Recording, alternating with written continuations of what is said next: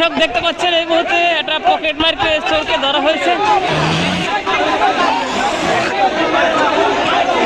March force গাজার যে আন্দোলন থেকে দর্শক দেখতে পাচ্ছেন এই মুহূর্তে একটি পকেট মার্কে কিন্তু আসলে জনতার হাতে কিন্তু হাতে না হাতে কিন্তু ধরা পড়েছে দর্শক।